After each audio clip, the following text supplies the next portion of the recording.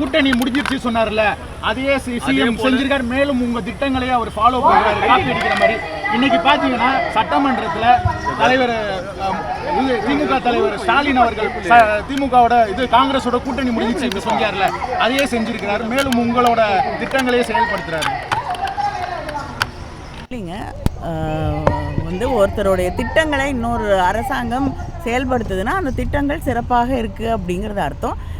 This is a best copying and imitation is a best form of praise அப்படின்னு சொல்லுவாங்க. So அதையே எங்களுடைய திட்டங்களை வந்து அவங்க கண்டினியூ பண்ணுறது அப்படிங்கிறது, அதையே வந்து காப்பி அடிக்கிறதுன்னு நீங்கள் சொல்லுறீங்க.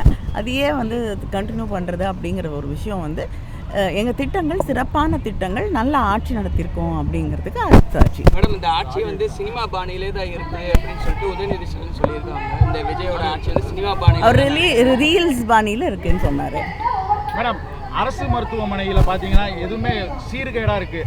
அதுக்கு எம்எல்ஏ கிட்டலாம் எந்த வித பதிலும் சொல்ல மாட்டாங்க. சட்ட ஒழுங்கு சீர்கெட்டு இருக்கிறது. எத்தனை குழந்தைகள், எத்தனை பெண்கள் ஒவ்வொரு நாளும் பாதிக்கப்படுகிறார்கள். இது வந்து நேரடியாக முதலமைச்சருக்கு கீழே இருக்கக்கூடிய ஒரு துறை. ஆனால் ஒவ்வொரு முறையும் இந்த கேள்வியை எழுப்பும் பொழுது மறுபடியும் வந்து சென்ற ஆட்சின்னு இவங்க ஆட்சிக்கு வந்து 1 மாதத்துக்கு மேலே ஆகுது.